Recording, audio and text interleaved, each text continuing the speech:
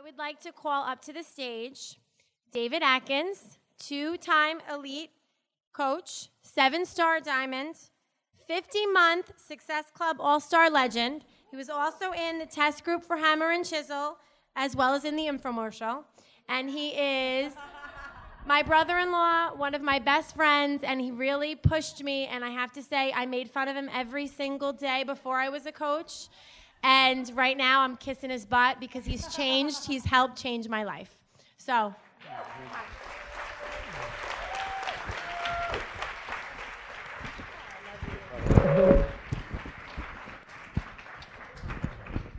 All right, guys, going to wake you guys up. Thank you, Michelle.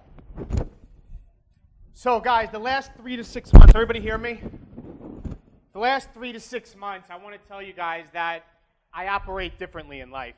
And things have changed. And what I realize, it's more about the process for me than it is about the product and outcome. And what I mean about the process is stuff from my childhood to now has really changed my life. You see, when I was 12 years old, I loved the game of baseball. It was a part of my life. I played it every single day. I played travel baseball. I woke up every single morning after school. I lived, breathed, and ate playing baseball every single day. And I went to my parents at 12 years old, and I said, Mom, Dad, I want to get a batting cage in my backyard. I want to get a batting cage in my backyard because I want to practice more and more every single day. I want to get better at playing baseball every day because I had dreams of being a Major League Baseball player. And they said, David, son, this is a lot of money. That's a couple $1,000s. And they said, if you really want to be a baseball player every single day and you want to get this pitching machine, you're going to have to find a way to save the money each and every day. So I had to find a way. How am I going to save money? I'm 12 years old. So I found a newspaper out in my neighborhood, and I got on the bicycle and I put the milk crate on. I tied it with the rope every single day. And every single day I went out, rain, snow, sleet. I was persistent. I was consistent. I worked every single day because I had this goal of saving up to get this pitching machine. And I remember writing this note to my mother, and she still keeps us to this day, that when I wanted to first save up, I said, I, David Atkins, say I can save up for a pitching machine. I believe in myself. Signed, David Atkins.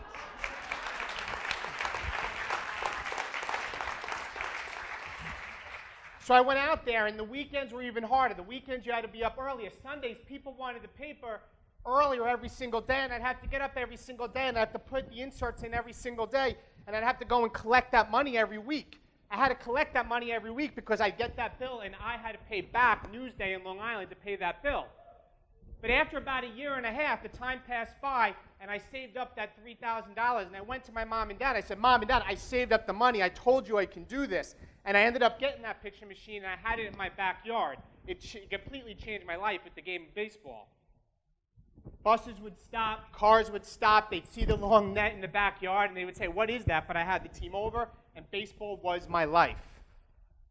Developed a work ethic that had started with my parents at 12 years old. So a couple years later, I knew that I wanted more. I knew that I wanted to be able to help people. I knew that there was something inside of me, my father retiring as a deputy chief in the Nassau County Police Department. I knew that it was something that was in my blood to give back, to help people every single day. So I knew at 16 years old, how can I do that? And I knew at that time, living on Long Island, water on the north, water on the south, I want to be a lifeguard. But there's levels of lifeguarding, so I took the pool lifeguard test, and then I said, no, that wasn't enough. I wanted to work on the beach. And the next level at the beach was to go what they call a still water lifeguard. And a still water lifeguard is like the bay, the lake, the sound. This is not the ocean. This is not where, it's rough. And I knew I wasn't at that point at 16 years old, but it was a step for me. So I started training for that lifeguard exam, and I took the test the first time, and I failed. And I took the test the second time, and I failed again. And I knew something had to change. We have to fail forward, right?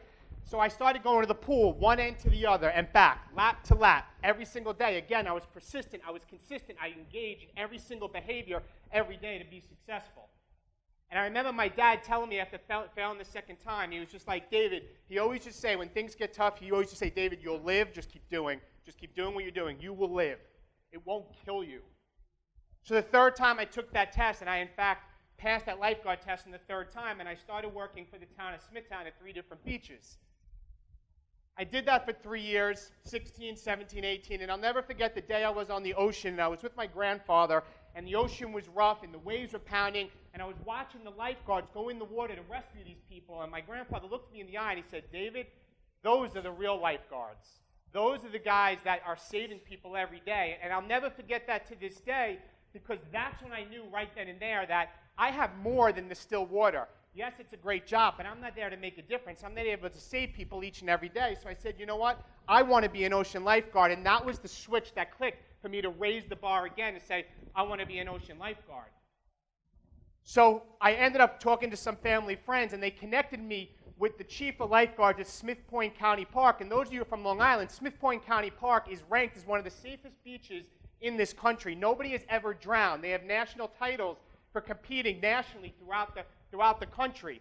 I knew this was the big leagues. I knew this is probably where I wanted to go, but I also knew I was 155 pounds soaking wet. And I knew that these lifeguards, these are the guys that are rescuing people. These are the guys that are a lot bigger than me. And I went and I made a point to get out of my comfort zone at 18 years old, and I went and met the chief of lifeguards, and I said, hey, Chief Dooley, I want to be an ocean lifeguard. And he said, David, if you want to be an ocean lifeguard, you need to start coming here every morning in the morning before you go to work and start training with my guys. So I started showing up every morning, 7 in the morning, and I would go there, and I would start off, and they would start off with what they call a standard workout.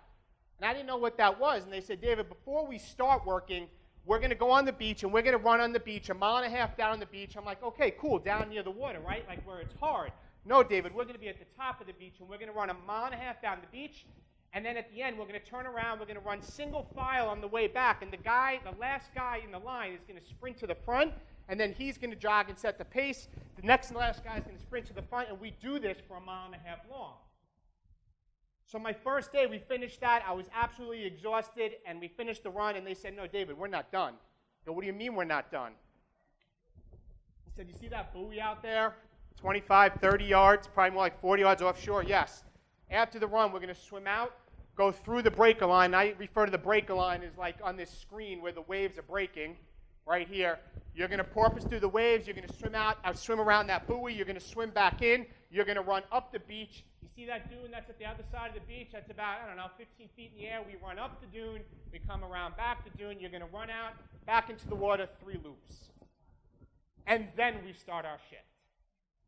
So I did that day. I think I dry heaved a little bit. But I knew from when I was 12 years old, I knew from what my grandfather said, I knew that my father said I will live, so I continued to show up every single day, and I said, I'm going to get there. I'm going to get there to achieve to be an ocean lifeguard because I knew it was more than me. I knew it was about, I wanted to help people at that time at 17 or 18 years old. So it came to work on to take this ocean lifeguard test, and my biggest fear was, please do not let the ocean be rough the day I have to take the test. The test is about 3.5 to 4 hours long of swimming, a lot of running, and to the point the water is cold when you take the test in the spring. You learn to roll your body literally in the sand on the beach because it's hot, and that's how you warm yourself. So I pull up to the parking lot. It was out on the east end in the Hamptons, and I get out of the car, and I hear the wind.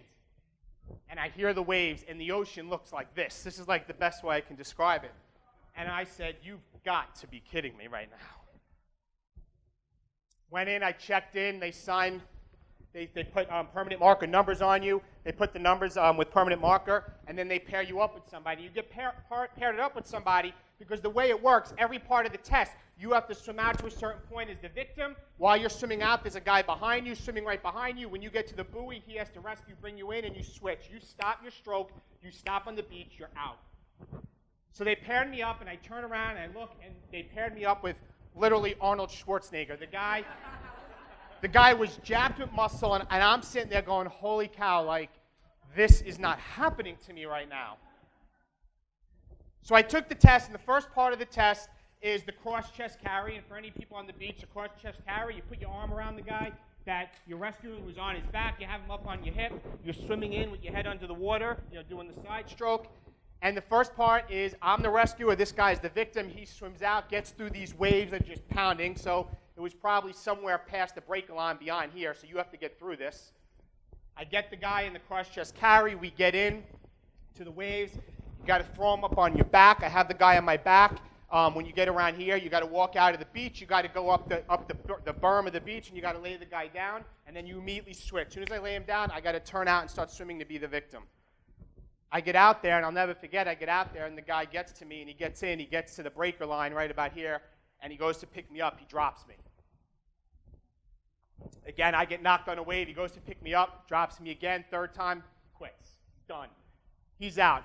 That day, 3.5 hours was one of the hardest tests I ever took in my life. That day, 77 guys showed up that day. That day, I was one of the 6 or 7 that passed the ocean lifeguard test that day.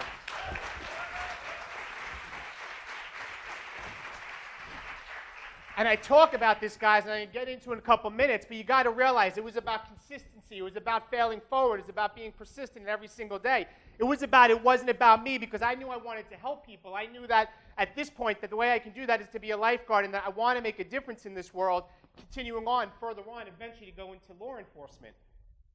So I was an ocean lifeguard, and I went to college my freshman year at the University at Albany, and my parents just went through a very rough divorce. And I wanted to go to a private Catholic school. I wanted to play baseball, and I started the first week of baseball at the University at Albany, and I remember the phone call I got from my father, and I realized that I couldn't afford to play baseball because I had to work when I was in school. Coach at that point didn't allow me to play on the team anymore because I had to work 30 to 40 hours during my college school just to be able to pay my way through school. My baseball career ended. My dreams ended at that point in my freshman year, and I knew at that point I had to go to work. So while working at the university, while going to school at the University at Albany, I had to work at Macy's 30, 40 hours a week. I worked in the Macy's women's shoes department. That was one of the places I worked.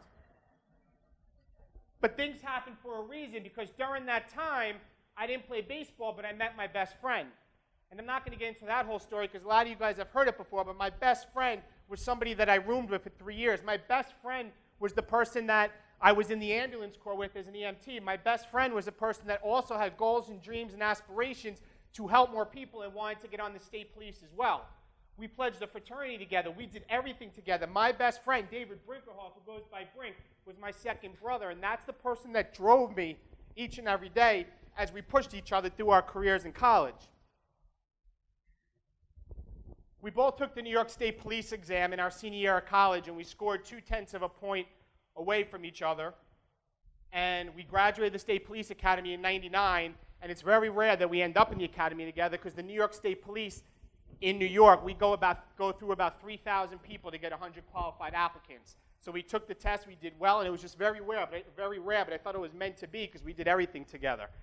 We graduated the New York State Police Academy. He was in my wedding party, I was in his wedding party, and then we knew, what is next? Where can we help more people? What is the next hardest thing that we can do? And that was the New York State Police SWAT team. It was a natural transition for us. Early on, I qualified with 3 years on the state police. I tried out for the New York State Police SWAT team, and I didn't make it. I was devastated that day, and I got pulled into my captain's office, and he said, David, why do you want to go in the SWAT team? You don't realize there's so much more opportunity for you in growth in the career of law enforcement. There's so much more opportunity for you within the state police. If you go in the SWAT team, you're going to be stuck there, and you're not going to be able to get out because it's one of those places people go to and they don't leave. There's so much more opportunity for you. Little did I know then, where I am today, how that was more of a life lesson than it was at a state police lesson. So I worked really hard. 2003, I was New York State Police Trooper of the Year.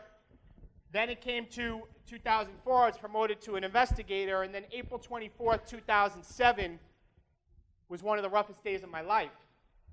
New York State Police was having a very rough year. A lot of people were getting shot in the New York State Police. April 24th, 2007, New York State Trooper got shot, and at that point, Dave Brinkerhoff, Brink, my best friend, was on the SWAT team. They called the SWAT team because Brink had to get called to go find this guy. April 25th, 2007, I'll never forget this day. I'm sitting at my desk, I'm a detective, and I get word that there's a shooting again and one of our SWAT guys has got shot. And I'm calling Brink's phone, and I'm dialing on Brink. I'm leaving message, Brink, are you there? Dave, are you there? Are you there? And he's not answering. And as I'm hanging up the phone, my other coworker said, David, your friend Adam's on the state police line for you. I said, Adam, I go to school with Adam. Why is Adam calling me? Pick up the phone. Adam, what's going on? He goes, hey, did you hear about the shooting? I said, hey, Adam, yeah, I'm trying to get in touch with Brink. He goes, is everything? He goes, see, I get so caught up with this. I'm trying to get in touch with Brink, and Adam says, David. I'm like, what? He goes, it is Brink. I go, is he okay? He goes, no, he didn't make it.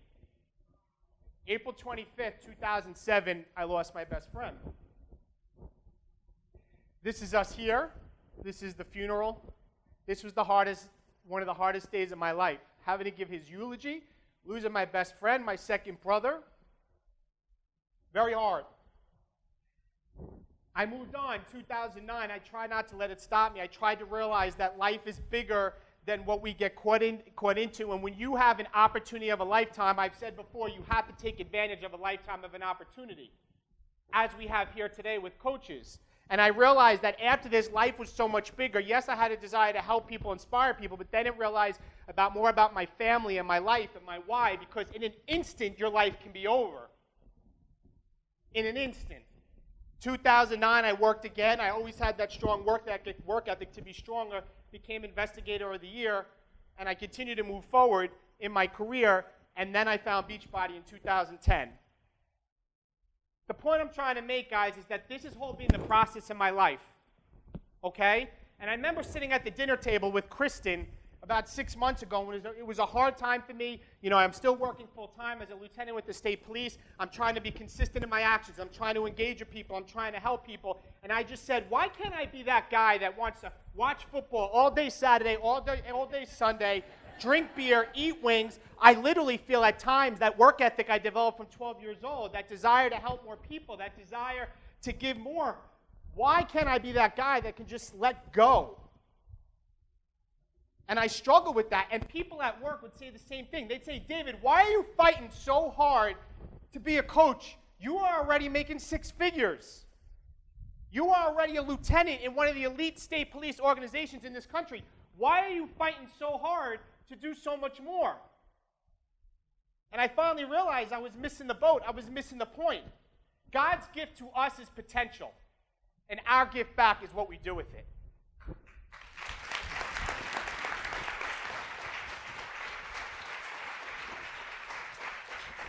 And I realized at that point that I have people I have to inspire. I have people that I have to engage with every day. I have people that I have to help. And I realized at that point, and this is only in the last 3 to 6 months, that I have a bigger calling. I have more people to help. And I can't do that in the state police. At a certain point in life, it can't be about you. And that's what struck me at that day. If every decision and choice you make is just about you, at a certain point in life, you're going to hit something that's a lot tougher than you, and you're going to quit because you don't have a driving force for why you do what you do. And no, money doesn't have to be attached to it, guys. It's about learning to work from the inside out in life and not from the outside in. Because when you work from the inside out in life, you'll understand your what, you'll understand your why, and you'll understand your how. Those big 3. Somebody that works from the inside out, Carl Deichler. Guys, Carl Deichler, in the beginning of this, had an opportunity to put our products on retail shelves. Walmart, Best Buy. I don't know the stores, but I know he was offered that. But Carl Deichler worked from the inside out. Carl Deichler realized that if he got these programs and put them on shelves, they would collect dust. And if people would collect dust at home, lives wouldn't be changed. Emotionally, physically, financially, spiritually, whatever it is. We would not have today where the network of coaches, as Jeff said today, is doing more revenue for the company if Carl didn't have an inside-out mindset. You understand your what, you understand your why, and you understand your how. You have to work from the inside out. And one of the greatest pieces of advice that I learned in my life is, David, whatever you start, you must learn how to finish. And the problem with the world today is people get involved in certain things, and if they don't like the process, if it's not what they thought it was, if you don't like a certain person, we quit. And the problem with quitting becomes a habit. And later on in life, when you start having a wife, and you start having a family, and you start having kids, it's going to come back to hunt you, and one day it's going to affect them. That's why I'm telling you guys, the process is more important than the product. It's not about the outcome for me. It's about knowing every single day when I look in the mirror, I know I gave 100% in everything I had to it. I just believe every day that I must live my life with the standard of excellence in everything I do. I believe I deserve to give my wife, Kristen, the best version of me. I believe I deserve to give my kids the best version of me. I believe I deserve to give the best version of me to the people that I'm service to each and every day, to each and every one of you, to Team Beachbody, to my coaches, to my challengers. At a certain point in life, it can't be about you. I feel God has put me on this path, and I have lives to change, and I have to continue to move forward. It's about honoring the sacrifices for those that believe in you each and every day. And every morning I wake up, I know there are people that are looking for my energy, there are people who are looking for my zeal, there are people who are looking for my passion, and there are people that are looking for me to be consistent every single day. Just like every one of you in here, there are people looking at you. Guys, blessings don't come to you, blessings flow through you. It's about honoring the sacrifices for people. People have paved the way for where we are today. Honor that. Our trainers, we wouldn't have this opportunity if we didn't have Carl, Autumn, Sagi, our trainers, corporate, Jeff, Lacey being here. Honor that. Take pride in what you do. Don't just do something to do something. If your last name is on something, give it 100%. And one of the worst things that you guys can do, that we do as people, is we think we're lying to our coaches, to our friends, to our family when we say we're going to set out and do something. But if you're going to set out and do something and you don't do it, the worst person you're lying to is yourself. And what's crazy in this world today is people want us to have people guarantee stuff on ourselves, but we're not willing. People want us to guarantee stuff on us, but we're not willing to guarantee ourselves. Think about it. If we go and get something after 30 days, if we're not happy with it, we have an attitude and we want our money back, but we're never willing to demand our money back from ourselves. We're never willing to say, you let you down. And until we get to the point where we can say, you let you down, we're not going to get to where we want to go. Because I've been there. We always want to blame our coach. We always want to blame our upline. We always want to say, corporate didn't do this or didn't do that. We need to look in the mirror and say, I'm not inviting in time. I'm not being a product of the product. I'm not doing my personal development. We're not brave enough. And I speak of this, guys, because I've been there. I know what it's like about the grind to get to where I had to be today. We want to hold other people to the fire, but we're not willing to hold ourselves to the fire. I mean, people will call, they're raising the flag up. Oh, coach relations, Carl, you didn't do what you said you were going to do. No, you didn't do what you were supposed to do, so how am I going to do what I'm supposed to do for you? Guys, I didn't...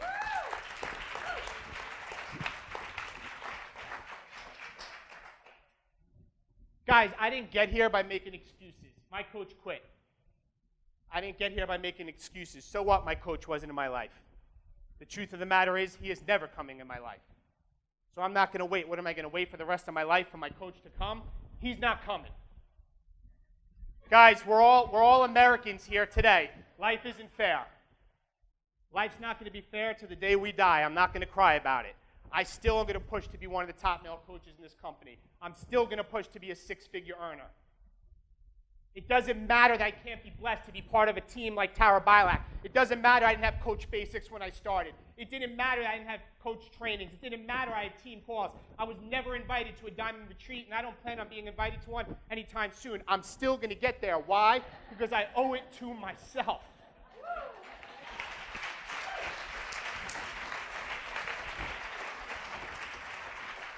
At the end of the day, you need to say to yourself, what did you not do? Guys, if every single day life is a blessing and life is a gift, and if you were to check out today, how do you want to be remembered? It's bigger than you. So I finished with this, guys. 2016 is your year. This is your year. Draw a line in the sand. You are not average. Stop being average. You are great. This is your year. If not now, when? If not you, who? Go after in 2016. I am no different. Tara's no different. My wife, Kristen, Mark Counts is no different. The difference is we were consistent, we were persistent, and we worked from the inside out. Guys, that's my time. Let's have a great workout.